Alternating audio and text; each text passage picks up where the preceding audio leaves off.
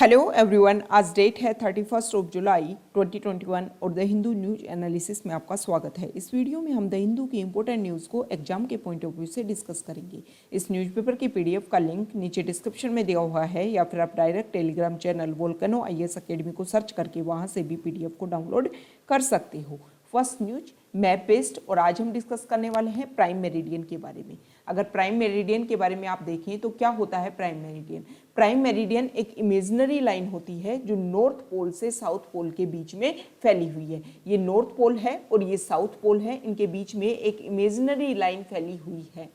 1884 में Washington DC में decide किया गया कि एक ऐसी लाइन जो लंदन में जो ग्रीनविच जगह है वहाँ पर जो रॉयल एस्ट्रोनॉमिकल ऑब्जर्वेटरी है वहाँ से पास होगी, इसीलिए इस प्राइम मेरिडियन को ग्रीनविच लाइन के नाम से भी जाना जाता है। ओके, तो ये प्राइम मेरिडियन है। अब हमारे लिए इंपॉर्टेंट हो जाता है कि प्राइम मेरिडियन हमारे वर्ल्ड लेवल पर कहाँ कहाँ से पासेज होती है, उसको लेकर के मैप बेस्ड क्वेश्चन आ सकता है कि कौन कौन से वाटर बॉडीज से पास होती है और कौन कौन से लैंड एरिया से पास होती है। तो अगर हम स्टार्ट से देखें, सबसे पहले नॉर्थ पोल से इसकी शुरुआत करते हैं कि प्राइम मेरिडियन जो है ये हमारा नॉर्थ पोल है, और जो नॉर्थ पोल है वो एक ओशन वाला पार्ट है। ये आपको पता है, यहाँ पर है आर्कटिक ओशन। तो आर्कटिक ओशन से इसकी शुरुआत होती है। सबसे पहले वाटर बॉडी से इसकी शुरुआत आर्कटिक ओशन से, उसके बाद में यहाँ पर जो सी है उसका नाम है ग्रीनलैंड सी। ग्रीनलैंड सी से पास होती है। नेक्स्ट उसके पास है, नेक्स्ट ग्रीनलैंड सी के बाद में आप देखोगे तो यहाँ पर है नॉर्वेजियन सी। नॉर्वेजियन सी से ये पास होती है। उसके बाद में ये जो पार्ट है ये है नॉर्थ सी। नॉर्थ सी से पास होती है प्राइम मेरिडियन, और उसके बाद में फर्स्ट लैंड एरिया आता है जिसका नाम है यूके। यूके में यहाँ पर लंदन सिचुएटेड है और बिल्कुल लंदन के पास से ये लंदन के मतलब बीचों बीच से गुजरती है प्राइम मेरिडियन। नेक्स्ट है यहाँ पर इंग्लिश चैनल। इंग्लिश चैनल से पास होती है। इंग्लिश चैनल जो यूके और फ्रांस के बीच में सिचुएटेड है। नेक्स्ट कंट्री है, ये हम यूरोप कॉन्टिनेंट की कंट्रीज के बारे में देख रहे हैं। यूरोप कॉन्टिनेंट में 3 कंट्रीज से पास होती है। First UK, second France. अब देखो, इनकी कैपिटल के बारे में आपको पता होना चाहिए। फ्रांस की जो कैपिटल है पेरिस, और वो इस साइड में सिचुएटेड है। ये प्राइम मेरिडियन जा रही है, यहाँ पर ये देखिए प्राइम मेरिडियन। प्राइम मेरिडियन के इस साइड पेरिस सिचुएटेड है।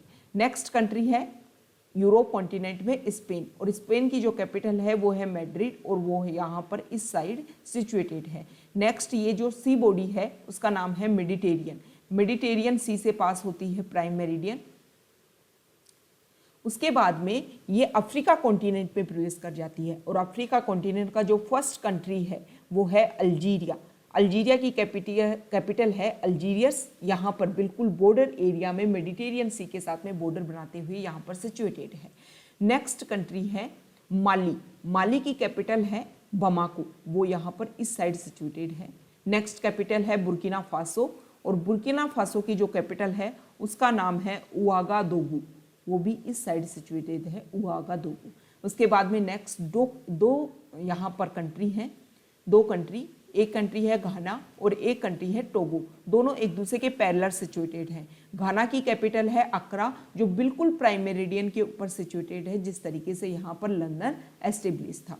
और दूसरा कंट्री है टोगो। टोगो की कैपिटल है लोम। लोम यहाँ पर इस साइड सिचुएटेड है। उसके बाद में प्राइम मेरिडियन अटलांटिक ओशन में प्रवेश कर जाती है, और यहाँ पर फिर 60 डिग्री साउथ के नीचे आपको पता है कि साउथ सी, सर्दन जो सी है वो सिचुएटेड है, और उसके बाद में अंटार्कटिका जो हमारा नेक्स्ट कॉन्टिनेंट है उसमें प्रवेश कर जाती है प्राइम मेरिडियन। तो आपको क्या पता चला जब हमने प्राइम मेरिडियन के बारे में डिस्कस किया? तो प्राइम मेरिडियन के बारे में अगर हम कंक्लूजन की बात करें तो प्राइम मेरिडियन जो है वो 3 कॉन्टिनेंट से प्रवेश करती है, 3 कॉन्टिनेंट से एंटर करती है। कौन कौन से कॉन्टिनेंट्स? यूरोप, अफ्रीका और अंटार्कटिका। ठीक है, 3 कॉन्टिनेंट से प्रवेश करती है। इसके अलावा देखो, आपको इंपॉर्टेंट चीज़ ये देखनी है कि ये जो प्राइम मेरिडियन है वो ट्रॉपिक ऑफ कैंसर के साथ में, इक्वेटर के साथ में और ट्रॉपिक ऑफ कैप्रिकॉर्न के साथ में कहाँ कहाँ से कट होती है, कहाँ कहाँ दोनों एक दूसरे को मिलते हैं। तो जो ट्रॉपिक ऑफ कैंसर और प्राइम मेरिडियन जो है वो अल्जीरिया में, यहाँ पर ये अल्जीरिया है, अल्जीरिया में दोनों मिलते हैं। इक्वेटर और प्राइम मेरिडियन जो है वो यहाँ पर अटलांटिक ओशन में, और सेम इसी तरीके से tropic of cancer, tropic of capricorn, and prime meridian भी यहाँ पर अटलांटिक ओशन में मिलते हैं। तो ये आपको ध्यान में रखना है, इसको लेकर भी क्वेश्चन पूछे जा सकते हैं। तो यूरोप कॉन्टिनेंट में 3 कंट्रीज से यूके, अगर नॉर्थ टू साउथ पूछ ले तो UK, France and Spain. Same इसी तरीके से आपको पता होना चाहिए कि जो अफ्रीका कॉन्टिनेंट है वहाँ पर अल्जीरिया, माली, बुर्किना फासो और यहाँ पर घाना एंड टोगो। ओके, और कॉन्टिनेंट को नॉर्थ टू साउथ पूछ ले कि कौन से कॉन्टिनेंट में, तो सबसे पहले यूरोप कॉन्टिनेंट में, फिर अफ्रीका कॉन्टिनेंट में और सबसे लास्ट में अंटार्कटिका कॉन्टिनेंट में। अब सी बॉडी को लेकर भी क्वेश्चन आ सकता है, तो नॉर्थ टू साउथ अगर हम सिचुएटेड करें तो आर्कटिक ओशन सबसे पहले, फिर ग्रीनलैंड सी, फिर नॉर्वेजियन सी, फिर नॉर्थ सी, फिर इंग्लिश चैनल और फिर मेडिटेरियन सी। उसके बाद में यहाँ पर आएगा मेडिटेरियन सी के बाद में आएगा अटलांटिक ओशन और अटलांटिक ओशन के बाद में आएगा सर्दर्न सी। ओके, तो ये हमने प्राइम मेरिडियन के बारे में बेसिक फैक्ट्स देखे। अब हम द हिंदू की जो इंपॉर्टेंट न्यूज़ है उनको डिस्कस कर लेते हैं। फर्स्ट न्यूज, सुप्रीम कोर्ट में पिटीशन डाली गई थी 2 सीनियर जर्नलिस्ट के द्वारा, एन राम एंड शशि कुमार के द्वारा। उन्होंने सुप्रीम कोर्ट को बोला कि आप या तो कोई फॉर्मर जज हो या प्रेजेंट टाइम में कोई सिटिंग जज हो, उससे इंडिपेंडेंट इन्वेस्टिगेशन करवाए कि जो पिगेसस स्पाईवेयर का यूज करके, ये जो पिगेसस स्पाईवेयर है वो मिलिट्री ग्रेड इजरायली स्पाईवेयर है और उसका यूज किया गया है लगभग, अभी तो देखो 142 पोटेंशियल टारगेट की बात की गई है कि उनका मास सर्विलेंस करवाया गया, जिसमें जर्नलिस्ट भी शामिल है, lawyers, ministers, opposition politicians, constitutional functionaries and civil society activist. इन सब की जब जांच करवाएगी गवर्नमेंट के द्वारा, गवर्नमेंट ने इनकी जो भी इंफॉर्मेशन है उनको निकलवाने की कोशिश की, तो सुप्रीम कोर्ट इंडिपेंडेंट इसकी इन्वेस्टिगेशन करे कि किस तरीके से ये वर्क हुआ है। ये जो पिटीशन फाइल की गई इसमें ये बोला गया कि ये जो वर्क किया गया है ना मास सर्विलेंस, वो फंडामेंटल राइट्स को and civil liberties of citizens को एंड इवन नेशनल सिक्योरिटी को भी इफेक्ट करने वाली चीज है। अब सुप्रीम कोर्ट ने बोला है कि 6 अगस्त को इसकी सुनवाई की जाएगी। इस पिटीशन में ये बोला गया कि इस तरीके से जब सर्विलेंस होते हैं यूजिंग ए मिलिट्री ग्रेड स्पाईवेयर, वो जो फंडामेंटल राइट्स हैं इसके अलावा बहुत सारी जो चीज़ें हैं, एक बहुत सारे इंडिपेंडेंट इंस्टीट्यूशन होते हैं जो किसी भी डेमोक्रेसी को सेव करने के लिए उसके क्रिटिकल पिलर्स में आते हैं। अगर इस तरीके से सर्विलेंस करवाया जाएगा तो जो भी हमारे इंडिपेंडेंट इंस्टीट्यूशंस हैं उनकी प्राइवेसी को छीन लिया जाएगा, और जो उनकी प्राइवेसी है, जो उनकी पावर है, जो उनकी सॉवरेंटी है, अगर उनको ऊपर एनक्रोच किया जा गया तो डेमोक्रेसी को हम डाइल्यूट करने का वर्क कर रहे हैं। डेमोक्रेसी होता क्या है आपको पता है ना, व्हाट इज डेमोक्रेसी? डेमोक्रेसी मतलब होता है कि किसी जो पीपल होते हैं उनका रूल, मतलब पीपल के, पॉपुलेशन के हाथ में पावर हो, और जब गवर्नमेंट यहाँ पर ऑटोक्रेसी क्रिएट करने की कोशिश करे, पीपल के जो राइट्स हैं उनको डाइल्यूट करने की कोशिश करे, तो एक तरीके से जो पीपल्स के जो राइट्स हैं, पीपल के पास में जो पावर्स हैं उसको छीनने की कोशिश कर रही है गवर्नमेंट। अब देखो इसमें यह भी बोला गया है कि सर्विलेंस या फिर इंटरसेप्शन जब भी कुछ करवाया जाए गवर्नमेंट के द्वारा तो वो चीज़ें होनी चाहिए पब्लिक सेफ्टी के इंटरेस्ट में, या फिर ऐसी कंडीशन हो कि उनकी वजह से हमारी गवर्नमेंट की, हमारी कंट्री की सॉवरेंटी को, सिक्योरिटी को, इंटीग्रिटी को कुछ इफेक्ट हो रहा है, तब जाकर के आप सर्विलेंस करवा सकते हो। अब ऐसा नहीं है कि गवर्नमेंट जो है वो किसी भी कारण से सर्विलेंस इंटरसेप्शन करवा रही है, तो ये जो चीज़ें हैं वो एक क्रिमिनल ऑफेंस के अंडर आती हैं।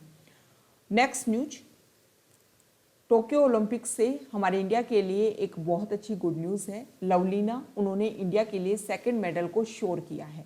कम से कम टोक्यो ओलंपिक में उनको ब्रोंज मेडल तो वो जरूर लेकर के आएंगी, लेकिन अगर वो अपना नेक्स्ट मैच जीतती हैं तो इंडिया के लिए गोल्ड या फिर सिल्वर मेडल के लिए भी चांस बढ़ जाते हैं। सेकंड, जो पीवी सिंधु है, बैडमिंटन जो हमारी इंडिया की तरफ से खेलती हैं, वो भी अपने सेमीफाइनल में प्रवेश कर गई हैं, तो ये काफ़ी अच्छी इंडिया के लिए गुड न्यूज़ है। नेक्स्ट न्यूज, देखो अभी झारखंड में आपको एक इंसिडेंट देखने को मिला होगा कि वहाँ पर एक जज को मार दिया गया।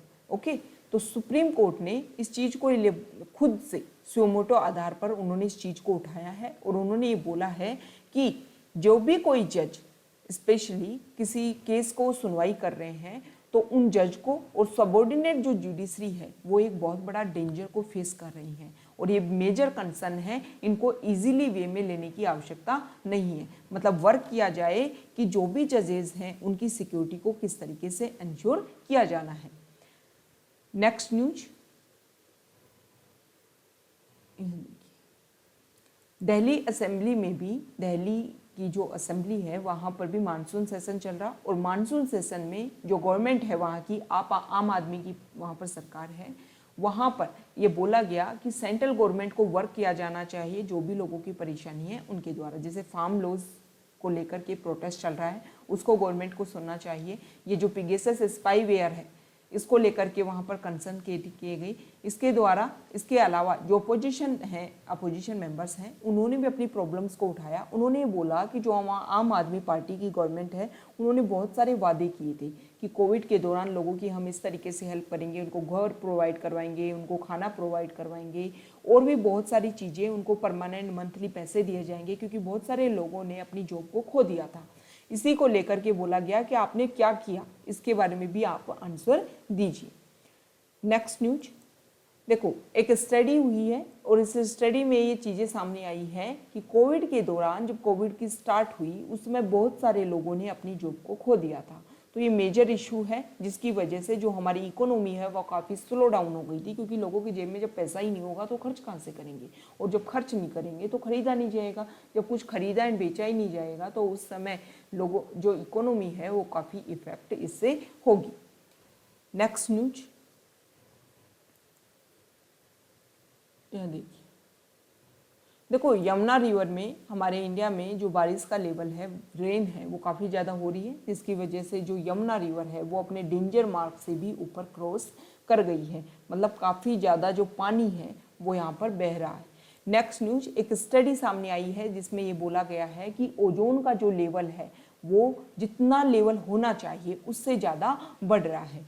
ए centre for science and environment, उन्होंने स्टडी की कि दिल्ली एनसीआर में स्पेशल इस यहाँ का जो एरिया है, यहाँ की जो हवा है, आबो हवा जो है, स्मोक जो है वो मोर टॉक्सिक हो गया है। जो परमिशन लेवल है उससे बहुत ज़्यादा यहाँ पर ओजोन का लेवल इंक्रीज हो गया है।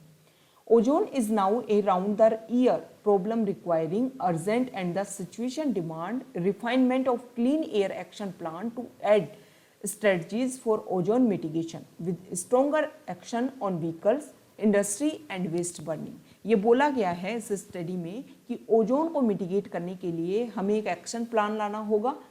Despite the pandemic and lockdowns, more days and location witness higher and longer duration of ozone spill, the study said।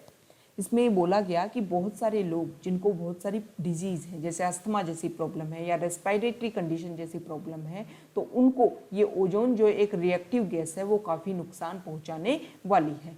और हमें पता है कि जो दिल्ली एनसीआर वाला रीजन है वहाँ पर पोल्यूशन लेवल काफ़ी ज़्यादा है। सर्दियों में आप वहाँ पर देखते होंगे कि पोल्यूशन लेवल इतना ज़्यादा बढ़ जाता है कि सांस लेने में दिक्कत होने लग जाती है। यहाँ पर ये बोला गया, the study was done by analysing the central pollution control board data. आपको सेंट्रल पोल्यूशन कंट्रोल बोर्ड के बारे में जो भी बेसिक फैक्ट्स हैं वो आपको नीचे कमेंट बॉक्स में बताने हैं कि कब इसको कॉन्स्टिट्यूट किया गया था, कब इसको बनाया गया था, कौन से एक्ट के अंडर ये आता है, ये स्टेचुरी बॉडी है या फिर कॉन्स्टिट्यूशनल बॉडी है, ये सब कुछ आपको पता होना चाहिए। नेक्स्ट न्यूज,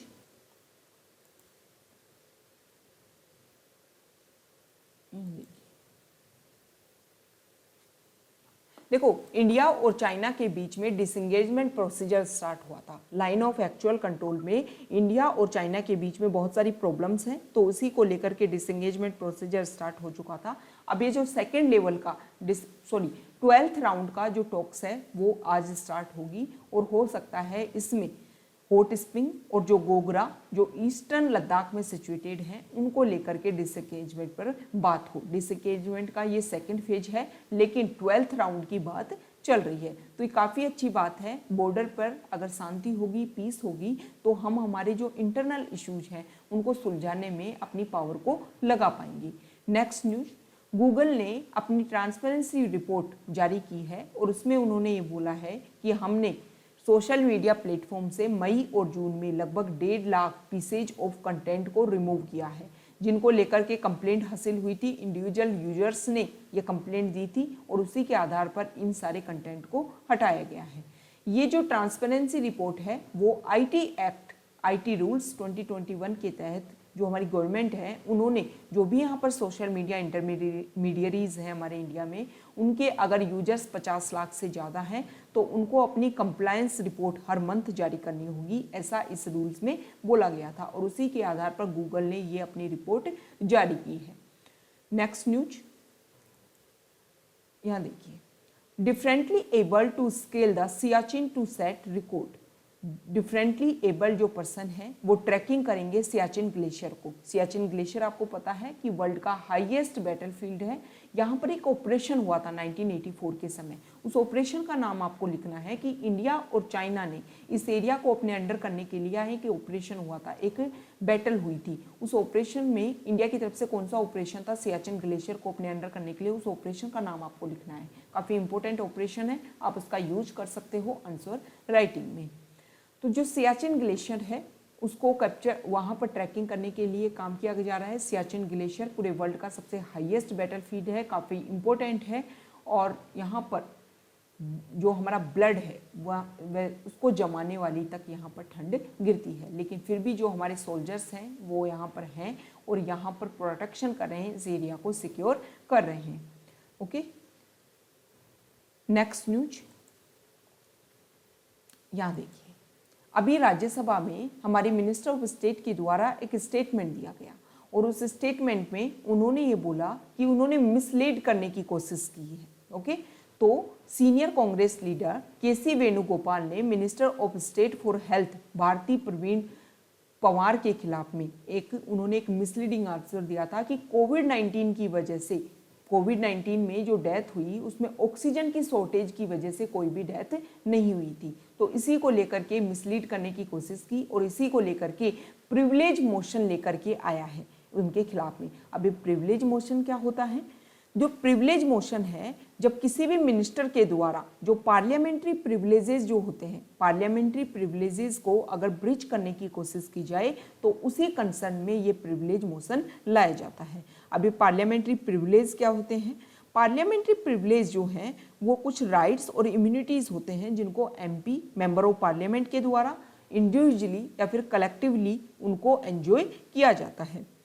जब भी when any of these rights and immunities are disregarded, जब भी ये जो राइट्स और जो इम्यूनिटीज़ दी गई हैं एमपीज़ को, जब वो उसको डिसरिगार्ड करने की कोशिश करते हैं, मतलब एक तरीके से इनको ब्रीच करने की कोशिश कर रहे हैं, और जब इनको ब्रीच करने की कोशिश की जाती है तो प्रिविलेज मोशन लाया जाता है। एक प्रिविलेज मोशन होता क्या है? इसमें एक नोटिस दिया जाता है in the form of A motion. अब वो किसी भी मेंबर ऑफ पार्लियामेंट के द्वारा, आइदर हाउस मतलब लोकसभा या राज्यसभा का कोई भी मेंबर हो, उसके द्वारा इस मोशन को लाया जा सकता है। जिन्होंने भी इन प्रिविलेजेस को ब्रीच करने की कोशिश की, तो यहाँ पर भारती प्रवीण पवार ने इन प्रिविलेजेस को ब्रीच करने की कोशिश की, तो उनके खिलाफ में एक नोटिस लाया गया और उस नोटिस को बोला जाता है प्रिविलेज मोशन। अब इसमें स्पीकर का, लोकसभा के जो हेड हैं और राज्यसभा के जो चेयरमैन होते हैं उनका क्या रोल होता है? सबसे पहले ये जो प्रिविलेज मोशन है इसको फर्स्ट लेवल पे स्पीकर और लोकसभा स्पीकर और राज्यसभा चेयरपर्सन के फर्स्ट लेवल ऑफ स्क्रूटनी के तहत इसको लाया जाता है। स्पीकर और चेयरमैन ये डिसाइड करते हैं कि ये जो मतलब प्रिविलेज जो मोशन है उसको या तो इसको खुद इंडिविजुअली डिसाइड कर ले कि हाँ ये सही है, या फिर इसको प्रिविलेज कमेटी ऑफ पार्लियामेंट को सौंप दे। यदि स्पीकर और chairman gives consent under relevant rules, the member consent is given an opportunity to make a short statement. Okay, इसमें इसके बारे में, प्रिविलेज मोशन के बारे में जो लोकसभा की रूल बुक है उसमें बताया गया है और राज्यसभा की जो रूल बुक है उसमें भी बताया गया है। ओके, तो ये हमने प्रिविलेज मोशन के बारे में बेसिक फैक्ट्स को देखा। नेक्स्ट न्यूज इसी तरीके का एक और है। देखो गवर्नमेंट क्या बोल रही है? गवर्नमेंट ने बोला कि कुछ समय से हमारे इंडिया में मैनुअल स्क्वेंजी की वजह से कोई भी डेथ नहीं हुई है, लेकिन एक एक्टिविस्ट उन्होंने ये बोला, बेजवाड़ा विल्सन जो है, जो सफाई कर्मचारी आंदोलन कन्वीनर है, उन्होंने ये बोला कि ऐसा नहीं है। पिछले 5 साल में अगर हम देखें तो हमारे इंडिया में 472 पीपल ऐसे हैं जो मैनुअल स्कैवेंजिंग या ह्यूमन वेस्ट को क्लीन करने के दौरान उसकी डेथ हो गई। तो प्राइम मिनिस्टर ने जिन्होंने इस इशू को एक तरीके से एड्रेस करने की कोशिश की और जो अपना स्टेटमेंट दिया उसको वो अपोलॉजी करे, मतलब इसके लिए क्षमा मांगे, इसके लिए अपने सॉरी बोले। ये गलत स्टेटमेंट उन्होंने दिया है, ये सही स्टेटमेंट नहीं है। मिस्टर विल्सन रिस्पॉन्ड कर रहे थे, social justice minister Ramdas Athawale ने अपना रिटन रिप्लाई दिया। जब राज्यसभा में उनसे एक क्वेश्चन पूछा गया तो उन्होंने अपना रिटन आंसर दिया था। उन्होंने ये बोला कि मैनुअल स्कंजी की वजह से पिछले 5 साल में किसी की भी डेथ नहीं हुई है। तो ये ऐसा नहीं है, हमारे इंडिया में अभी भी लोग मैनुअल स्कंजी में मतलब इंगेज्ड हैं और उसकी वजह से उन लोगों की डेथ भी हो रही है। तो ये जो स्टेटमेंट है एक तरीके से मतलब मिसलीड करने की काम कर रहा है, लोगों को जो क्लियरिटी है वो दिखाने की कोशिश नहीं कर रहा है। नेक्स्ट न्यूज, सीएमसी वेल्लोर में एक नया ट्रायल करने की कोशिश की जा रही है कि कोवैक्सीन और कोविशील्ड, जिनको हम इमरजेंसी यूज ऑथराइजेशन इंडिया में मिला हुआ है, उन दोनों को मिक्स करके एक नया ट्रायल किया जाएगा कि इससे क्या रिजल्ट सामने निकल करके आता है। नेक्स्ट न्यूज फॉरेन पेज से न्यूज है। फॉरेन पेज में ये बोला गया है कि जिस तरीके से चिकन पॉक्स कंटेंजियस है, संक्रामक है, उसी तरीके से जो नेक्स्ट वेरिएंट बोल रहे हैं डेल्टा वेरिएंट, वो भी काफ़ी संक्रामक है, काफ़ी ज़्यादा इन्फेक्शन इससे फैल सकता है। जो लोग वैक्सीनेटेड हैं उनमें भी ये उनमें भी ये इन्फेक्शन फैल सकता है। जो लोग मतलब अनवैक्सीनेटेड हैं उनमें भी ये फैल सकता है। तो ऐसा नहीं है जिन लोगों ने वैक्सीन लगवा ली है वो कोविड की जो भी गाइडलाइंस हैं उनको फॉलो ना करें। ऐसे कुछ डाटा पब्लिश हुए हैं, लीक हुए हैं कुछ डाटा यूएस गवर्नमेंट डॉक्यूमेंट से, उन्हीं से ये बातें सामने आई हैं। नेक्स्ट न्यूज देखो, चाइना में दोबारा से केसेज बढ़ने लगे कोविड के, इसीलिए वहाँ पर कुछ समय के लिए लॉकडाउन लगाया गया है। नेक्स्ट न्यूज देखो, पाकिस्तान यूएस से जो भी रीजनल कंट्रीज है अफगानिस्तान की, वो रेगुलर यहाँ पर कोशिश कर रही हैं कि पीस एस्टेब्लिश हो सके, जो वायलेंस है उसको रिडक्शन करने की आवश्यकता है। नेक्स्ट न्यूज, साउथ चाइना सी को लेकर के कंसर्न है। यूके का नेवी कैरियर जो है वो साउथ चाइना सी में आ गया। इसी को लेकर के चाइना ने बोला है कि हमारा जो भी एरिया है, स्पेशल इकोनॉमिक जोन है, स्पेशल जो एक्सक्लूसिव जोन है, हमारा पानी वाला रीजन है, 12 नॉटिकल माइल्स तक आप यहाँ से जो भी आपके शिपिंग लेन्स हैं उनको पीछे हटा लो। देखो, जो साउथ चाइना सी है वो काफ़ी प्रॉब्लमेटिक एरिया है। इसमें चाइना जो है वो अपना एक तरीके से डोमिनेंस क्रिएट करने की कोशिश करता है। ये चाइना है, यहाँ पर बहुत छोटे छोटे कंट्रीज़ हैं। ये जो कंट्रीज हैं साउथ ईस्ट एशिया के जो कंट्रीज़ हैं, जैसे फिलीपींस हो गया, यहाँ पर और भी कंट्रीज़ हो जाएंगे, ये सारे जो कंट्री है वो भी अपना डोमिनेंस यहाँ पर क्रिएट करते हैं। और चाइना इस पूरे रीजन में, ये जो रेड लाइन आप देख रहे हो ना, यहाँ तक चाइना अपना डोमिनेंस क्रिएट करने की कोशिश करता है। तो इसी को लेकर के साउथ चाइना सी जो है वो काफ़ी न्यूज़ में रहता है। तो यहाँ पर कुछ इंपॉर्टेंट चीज़ हैं जैसे कि पारासल आइलैंड्स, स्प्रेटली आइलैंड्स, इसके अलावा यहाँ पर है स्कारबोरोग सोल, यहाँ पर है ये जो एरिया है, यहाँ पर लुजोन स्टेट है। फिलीपींस का सबसे मेजर आइलैंड है लुजोन, इसी के नाम पर ये लुजोन स्टेट है। तो ये जो वर्ड्स है ना, इन आइलैंड्स को लेकर के काफ़ी प्रॉब्लम रहती है, काफ़ी न्यूज़ में रहते हैं, ये आपको ध्यान में होना चाहिए।